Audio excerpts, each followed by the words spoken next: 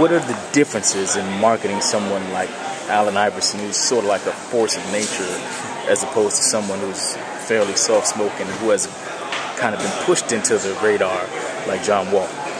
Yeah, I think that's a good question, but I mean, in '96 when AI first started, he was kind of quiet. You know, he didn't have the tats, the cornrows, and he was still asserting himself. And I think John will do that too. I mean, sometimes you forget. You know, they come on stage and you look at this kid, he's 6'4", and he's dunking on guys, but you know, he's very young.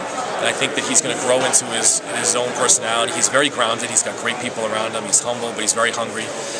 So I think that, you know, we're not going to force any marketing speak down his throat. We're not going to tell him to be something. I mean, one of the things, if you talk to Allen Iverson, he'll say about Reebok is they let you be you.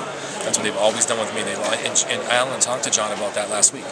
He said, yo, listen, Reebok is a place that you can be yourself. They're not going to make you do anything. I think that's really special about us. So I think we're going to grow with John, learn about him.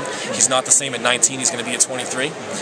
And so I think we'll just try to grow with him and see how his personality grows and market that personality.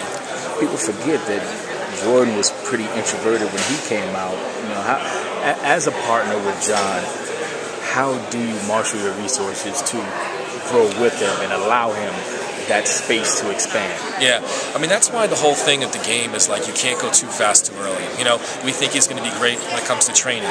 We think he's going to have signature basketball shoes. We think he's going to be a pop culture icon that can you know, be in the mix of hip-hop culture and pop culture outside of just of basketball shoes. He could sell lifestyle product as well, you know, at some point. But it's all kind of crawling before you walk. You don't have to do everything right away.